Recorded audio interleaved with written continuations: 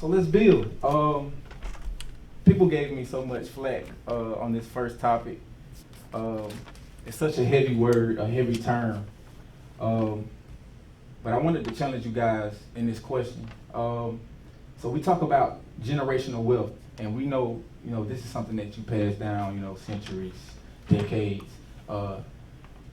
mostly economics. But what I like to ask you guys is generational wealth only exclusive to economics?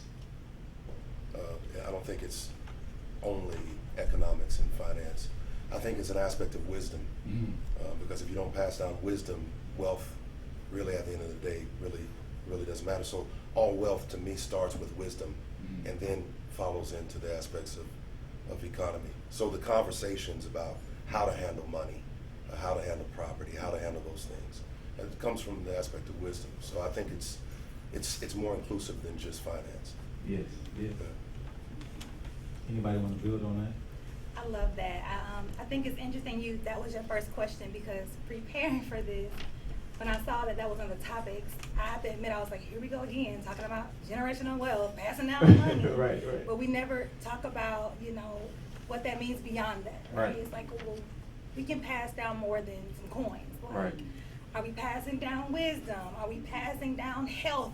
Right. Are we passing down spirituality? Like, it's so much more beyond what we have materially in regards to what we pass down, what our legacy is. Right. And I would hate for our community to be in a space where we do get to a point where we're building economic wealth, but we leave behind passing down emotional wellness, mental wellness, all these other things. They are just as important. Right. We need this and that. Right.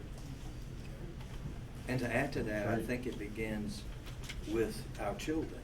I think we owe it to our children to teach them the value of money, how to set priorities with money.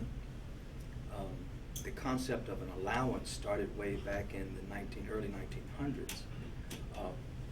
But in my mind, instead of giving children money to do with whatever they want, right.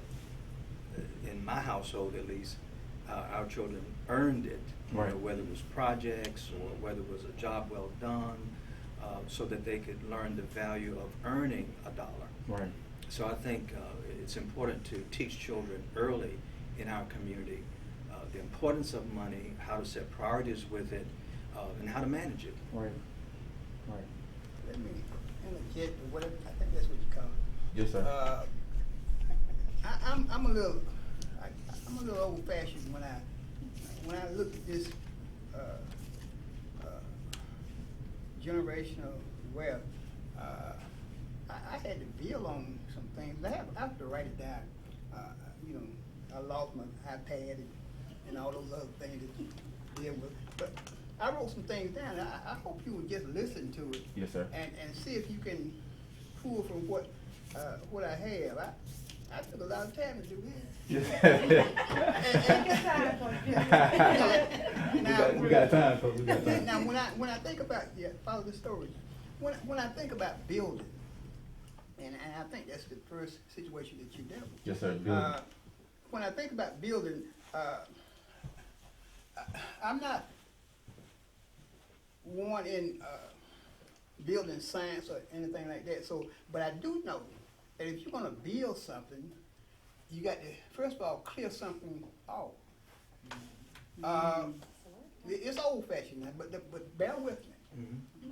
Now, if a person is going to build, there's two people involved. There's the person who is going to construct, but there's one who is a demolitionist. Now, don't think that we can get to a point of generational wealth and not be knocked down some. So let me just deal with this. About 7 points. Can y'all handle that? Yes, sir. About 7 points. When I deal with great minds, I have to put everything in place because I want you to understand I'm way back there. Yes, sir. Okay. First of all, clearing back debt. You got to clear the back debt. You cannot add on unless you clear the back debt. Okay, I can't build a house unless I have that constructionist to come in and set the groundwork. And so after that, I got to place proper names on documents that I'm going to leave behind. I'm going to. We're building now. We're building. And I get to the point. And just bear with me. So I want every name that's involved to be able to say, I belong. Mm-hmm. Now, we have problems with that simply because we are so caught up on man. Right. See, Pastor, you would understand a lot better because, see, you see it in the church. We have been so accustomed to giving that we don't know how to receive. No, that's good, Coach. Good. And by all means, you know, and not to cut Coach off, but you guys definitely indulge in that conversation. You guys build, you know, just like Coach said, you may see it from an iron out perspective, you know, on the pastor side as well as Dr. Eric Little. So, yeah, you guys by all means. Help me if you will. But I, like I said, I had to build this late last night, and I didn't eat last night for that reason. I was trying to put this together. Now, I got to come to my investments. Now, the investments I'm talking about, we might have insurance. Some of you might have the luxury of having someone in your family who can pass something down. I came up with zero minus zero, and you can figure that math out. And so it was no leaving anything behind. So we have to. The first thing that we can do now is to buy some insurance. That's the market that most blacks have to deal with now is insurance. Why be ashamed that you go and get your $50,000 for insurance? You gonna leave it. You gonna leave it anyway. One way or the other, you gonna leave it. Now, the next thing is property. Buy a piece of land. Buy a piece of land so you can pass it down. Everything I do, listen, y'all don't understand. But see, I'm age 70. Figure it out. And don't worry. And so since I'm at that point, I've got to do some things that my children can understand. Now, with my property, get them a couple of little houses around that they can say it's mine. You know, they're going to have to pay the rent anyway, but don't worry about it. But it's yours. You can put them out when you get ready. So then, in dealing with some young people, I've begun to look at the fact that they have gotten heavy into stocks. Now, stocks can, I'm a business major, stocks can raise the level, it can tear it down. You might have to leave a few pieces off the house while you build it. Yes, sir. Because you don't have the necessary money to do it. Your stocks went down. Yes, sir. Okay? Now, lottery.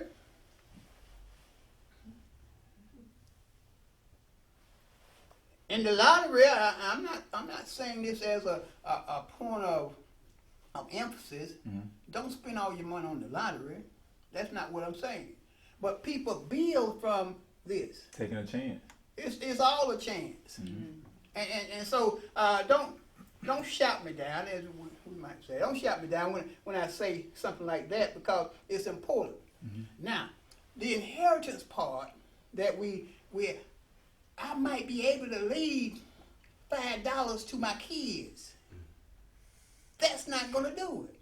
That's not going to keep me biblically sound. Because, see, I not only want to deal with my children, but my children's children. Right. You know, leave enough for all of them. You know, and if you put it in proper perspective where names are properly placed on the documents, they won't argue over it. Because they know I can't get no more than $2. You know, so it's laying it out. Okay, let me hastily go on through because see you can come back. And I expect great minds like you all to come back and say some things that will help this old man. Yes, sir. Now, there's something in our building. I got to have what is called building foundational pads. In other words, if I put something up there, I got to have something underneath. Right. And so I got to keep on doing it because see, I'm talking about something that's solid. It's gonna stay. We're gonna have this forever. That's where I'm looking at it, forever. Then I need a monetary architect. I know they don't come. When you say monetary architect, someone who can construct the monies that I have coming in or whatever it might be. I got to have somebody that can deal with those things. And I just call them an architect because they in the building family. right? Okay, so I'm trying to keep your building since that's what you told me. Yes, sir. About building, Yeah, I'm gonna do what you told me. definitely. And so we have to have daily runners. I watched it in New York. I watched the runners. They run from place to place, gathering information for the stockholders. Okay, you're gonna have to have the same thing in your family. Somebody's got to be the watchdog. I know I'm going a different way, and so, but that's what we need. We have to have somebody that's honest enough that will work with us in order to get the job done. So we got to have somebody daily watching stocks and all that. Listen, it'll go down in no time. And I hate to get personal, but I lost my first big money with Kodak. You ever heard of Kodak? They changed the 60-second camera, and I had put all that money in there, and now it was no good. And you can see what they've gone to now. You got it on your phone. You take pictures on your phone. Don't take my picture tonight. But, Too late, Coach. Some people might want to come back at me. But then let me quickly go. I'm having a good time. I know y'all not because I'm just talking. This is great, Coach. This is great, Coach. See, that transition team. Transition team. What do they do? They put together what is to be moved from one point to another. What stocks can be moved. What land can be sold right now because we have our eye on another parcel of land. See, I got to have somebody like that. Then you have to have legal assistance. Our problem in 2022, we don't want to give up anything, but we want things. You're going to have to give it up. You're going to have to pay somebody to do the work that you're not capable of doing. Right. I don't care what your intelligence level might be. Some people are not good with money. Yes, sir. And so I would take time, talent, and finance. Those are three components. Y'all ever heard of those? Yeah. You see, a preacher talk about them all the time, you know. And so I have to make sure that my time is in order. Time, talent, work within my physical realm.